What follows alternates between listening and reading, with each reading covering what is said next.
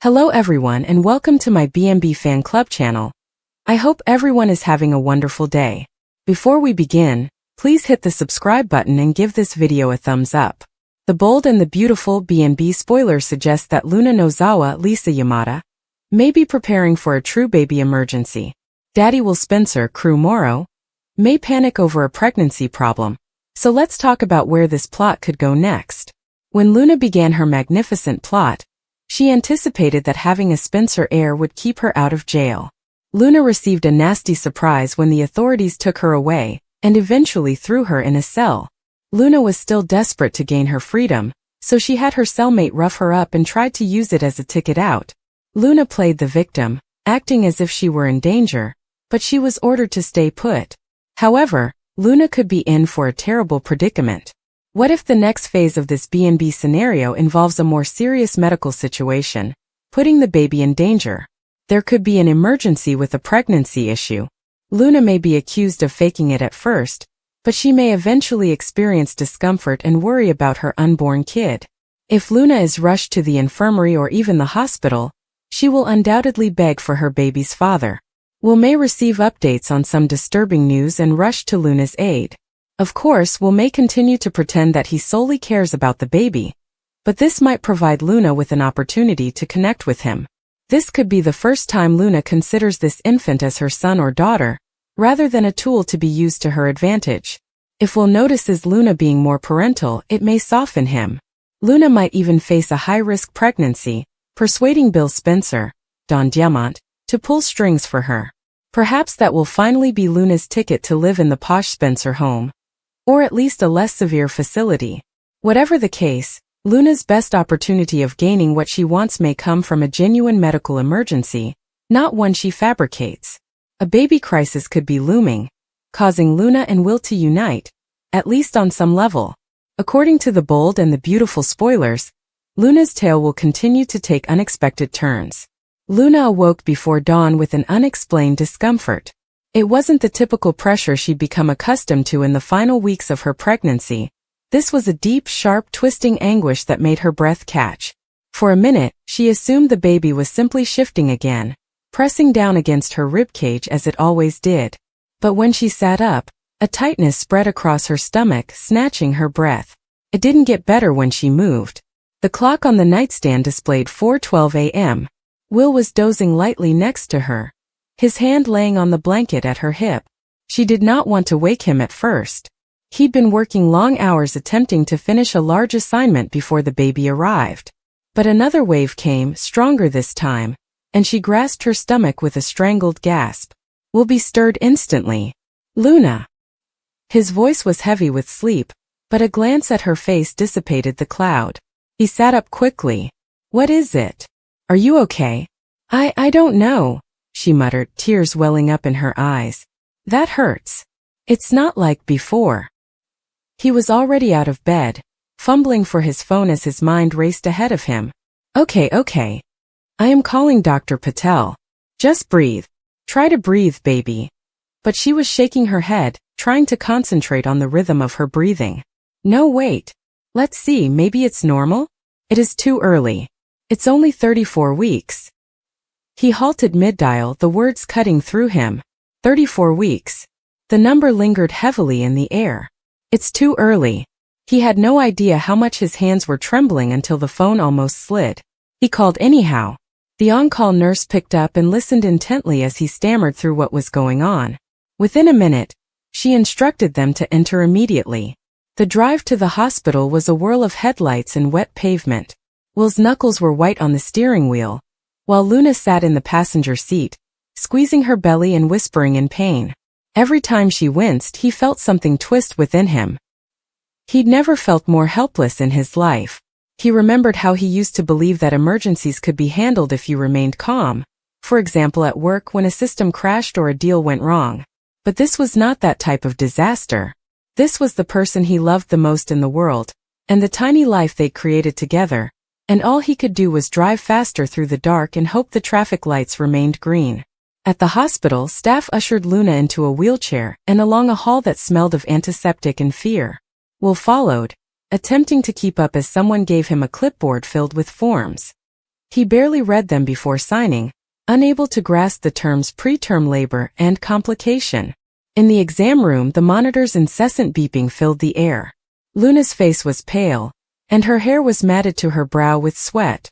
A nurse put a cuff around her arm and chatted softly, while another adjusted the fetal monitor belt around her abdomen.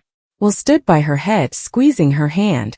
"It's going to be okay," he murmured, his voice cracked. "You're doing fantastic." Dr. Patel came within minutes, her demeanor calm yet serious. "Luna, you're having contractions, and your blood pressure appears to be higher than normal. We need to keep a lookout for preeclampsia." Luna blinked, bewilderment clouding her tired eyes. "That's risky, right?" "It could be," the doctor admitted honestly. "But we'll look after you and your baby." Will's stomach fell. He'd read about preeclampsia months ago, when Luna noted swelling in her ankles. He remembered terms like organ damage, seizures, and emergency delivery. He felt chilled all over. They started in 4, drew blood, and turned down the lights. The following several hours blurred together. Luna fell in and out of sleep, her breathing shallow. Will sat beside her, counting each rise and fall of her breast and whispering words of love that seemed too small at the moment. When another contraction began, she gasped and grabbed his hand. "Will, this is getting worse. Something is wrong. I can feel it." He gazed up at the monitors, unsure what he was searching for. "Doctor, please, someone." The nurse was already there, taking readings and calling out numbers. Dr. Patel returned, frowning. "The baby's heart rate decreases during contractions. We're heading to the delivery suite. We may need to deliver via emergency C-section." For a brief while the words did not register. Then Will felt the ground crumble beneath him. "C-section? But it's too early," he exclaimed, his voice quivering. "I know," Dr. Patel answered calmly but kindly. "But your baby isn't handling the stress. We can't wait much longer." They began moving quickly, nurses removing monitors and hauling Luna's bed down the corridor. Will followed, numb and scarcely hearing what was said. When they arrived outside the surgery room, someone handed him a set of scrubs and instructed him to wait. He attempted to put them on, but his hands wouldn't operate properly. He couldn't think of anything but Luna's face as they wheeled her away, how she attempted to smile for him but couldn't conceal her terror. He brought his hands together and said a prayer he hadn't said since he was a child. "Please let them be okay. Please. I will do anything." Minutes seemed like hours. A nurse came out at one point and told him they'd begun the procedure and that things were progressing, but her expression didn't reveal anything. He sat in a plastic chair beneath bright fluorescent lighting, his knee hopping violently. He reflected on all the things he'd taken for granted. The leisurely Sunday mornings when Luna would place her tea mug on her belly and chuckle about the baby kicking, and the way she spoke to their unborn kid as if it already understood everything. He reflected on how he'd promised to protect her, to be calm and strong, and now all he could do was wait. When the nurse eventually returned, she spoke quickly yet reassuringly. "You are welcome to come in now. They're both stable." He didn't breathe again until he saw Luna on the table, pale but awake, her eyes welling with tears. She appeared worn and vulnerable, but when she saw him she smiled softly. "Will," she muttered. He was at her side in seconds, grasping her hand, and his voice broke. "You scared me to death." "I was scared too," she said softly. "But she is here. She's small, but she's here." He turned to see a nurse standing across the room, beside a clear bassinet. Inside lay the tiniest infant he'd ever seen, swaddled in a white blanket and wearing a little cap.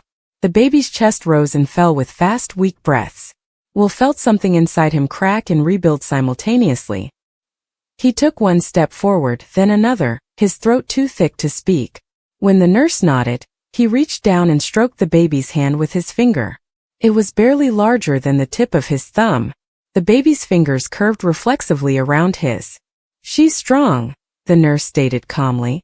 "She came out crying, which is a good sign for her age." Will returned to Luna, tears flowing down his cheek. "She's perfect." They called her Clara after Luna's grandmother. The next few days became a haze of hospital routines, NICU visits, whispered updates, and sleepless nights. Clara had to remain in an incubator, with tubes and sensors attached to her tiny body. Every machine-made beep will cause a flinch. But the nurses stated the same thing every day. She's a fighter. Luna recovered gradually. The preeclampsia had taken its toll, and her blood pressure was still fluctuating. There were times when she awoke dazed, asking where the baby was, and Will had to hug her and convince her that Clara was safe just a few rooms away. He spent hours between Luna's bedside and the NICU, dividing himself in two. Sometimes he'd sit next to Clara's incubator, reading gently from one of the children's books Luna had brought for after the delivery. His voice shook the first few times, but it quickly became a ritual, a vow. "Daddy is right here, sweetheart. We're not leaving." One evening, nearly a week after the surgery, Luna was strong enough to accompany him to the NICU. She leaned on his arm, taking small but resolute steps. When they got to the room, she paused and pushed her fingers against the glass. "She's so small," she muttered. "She's ours," Will stated. They stood silently watching the small chest rise and fall. It wasn't the birth they expected. No flowers, no family in the waiting room, and no images of a healthy baby swaddled in pink. But in that peaceful moment, surrounded by machinery and faint beeping, it seemed more genuine than anything else. Days turned into weeks. Luna regained her vigor, and Clara gradually gained weight. The physicians were optimistic. They indicated she might be able to return home sooner than anticipated. Will never forget the first time he held Clara without wires and tubes. The nurse guided his hands and demonstrated how to cradle her against his chest for kangaroo care. The warmth of her skin against his made something in him break open. He'd never thought love could be so strong and frail. Luna cried as she saw him holding their daughter. "You look terrified," she taunted hesitantly. He laughed and shook his head. "I am. She's so small. But you're doing it," she added softly. "You're her father." Every day they took turns holding her, memorizing every sound and expression she made. The nurses showed them how to change diapers through the incubator's small windows, and how to feed her with a tiny syringe. Every modest accomplishment, every gram gained, every steady oxygen reading, felt like a triumph. Will would sit near Luna's bed and watch her sleep, her palm resting on her belly where Clara had been. He reflected on how close he'd been to losing them both, and the terror still tormented him, in uncontrollable flashbacks. But then he'd hear Clara's tiny cry via the monitor stream, and it would bring him back to the present, reminding him of how fortunate they were. Clara was eventually able to leave the NICU after 24 days. The nurses crowded around to say their goodbyes, beaming as Luna and Will clothed her in a newborn onesie that still hung loose on her little frame. Will carefully fastened her car seat into place, triple-checking the buckles. The drive home was silent. The same road that had been damp and terrible weeks before now shone golden in the late afternoon light. Luna reached out and rested her hand on his arm. "We made it," she muttered. He nodded, unable to respond. At home, the cot they had put together months before sat in the corner of their bedroom. It appeared too enormous back then, but now that Clara was sleeping quietly within, it looked perfect. Luna awoke again that night, but this time not from agony, but from Clara's quiet stirring. Will was already up, hovering over the crib and changing her blanket. "Are you okay?" Luna murmured. He turned and gave a tired smile. "Yeah." Luna giggled softly. "Just making sure she's breathing. You're already such a dad." He stared down at Clara before returning his gaze to Luna. "I never want to feel that fear again," he stated gently. "I thought I was going to lose you both." Luna reached for his hand. "But you didn't. You stayed. You did everything correctly." He sat alongside her, finally allowing himself to breathe. The only sound in the house was Clara's breathing. Weeks later, when friends and relatives paid a visit, they brought balloons and flowers, bringing life to the small flat. Everyone cooed over Clara, amazed at how small and beautiful she was. Will smiled and said the appropriate things, but deep down, he remembered that night in the hospital, the helplessness, the anxiety, and the fragile miracle that followed. Late one evening, after everyone had left, he returned to the crib and watched his daughter sleep. Luna approached behind him, placing her arms around his waist. "She looks like you," she whispered. He shakes his head. "She has your eyes." I noticed it the moment she opened them. They stood there for a long time, just breathing and existing in the silence. In that silence, Will knew something he hadn't before. Love wasn't about promises, plans, or even protection. It was about persevering, through dread, uncertainty, and nights when everything could fall apart. Luna stirred alongside him, pressing her face against his shoulder. "You're thinking too much," she said. He smiled. "Yeah, just thankful." Outside, the night was serene. The moonlight filtered through the window, soft and steady. Inside, the baby slept, her small fingers curled against her cheek, a faint grin forming on her lips. For the first time since that horrific morning, Will felt entire. The first thing Luna felt was wetness. Not the slow trickle of breaking water that movies promised, but a quick, warm deluge that seeped through her cotton pajama shorts and pooled beneath her on the cream-colored couch. She stared at the dark stain spreading across the fabric, her thoughts sluggish, as if the liquid had sapped her ability to think. 29 weeks. That number kept flashing in her mind like a neon beacon. 29 weeks was too soon. 29 weeks suggested the baby was not ready. 29 weeks indicated that something was awry. She reached for her phone on the coffee table, her fingers quivering so much that she knocked over the half-empty mug of chamomile tea she'd been nursing to relieve the Braxton Hicks that had been bothering her all evening. The tea splattered on the hardwood floor, combining with the fluid that was still flowing from between her legs. The stench reached her then, metallic, harsh, and unlike the lovely, odorless amniotic fluid she'd read about in her pregnancy books. This was blood. Not much, but enough to tint the transparent liquid pink. "Jasper," she attempted to call, but her voice came out as a whisper. She cleared her throat before trying again. "Jasper." He was in the garage, tinkering with the Cotmobile he'd been making from scratch, tiny wooden stars and moons meant to revolve above their daughter's head. The sound of the drill came to an abrupt halt, replaced by the thud of his boots against the concrete steps. He arrived in the doorway, safety goggles pulled up into his dark curls and a speck of sawdust on his cheek. "Luna." His gaze moved from her face to the couch, the floor, and the way she clutched her stomach with both hands. His face had completely lost its color, and she was afraid he would faint. Has your water broken?" "I'm not sure," she murmured, her words tasting of panic. "There is blood. Jasper, there's blood." He took 3 strides across the room before dropping to his knees beside her. His hands hung over her body, wondering where to fall. Okay, we're heading to the hospital. Right now." His voice was calm, but she could sense the quiver beneath it, the way it cracked on the word hospital. He was trying so hard to be the calm one, the one who solved problems, but she could see the panic in his eyes. She nodded, but when she tried to stand, a sharp ache shot through her lower back and spread to her abdomen. She gasped and doubled over. Jasper grabbed her before she struck the ground, his arms tightly around her waist. "Breathe, baby. Just breathe."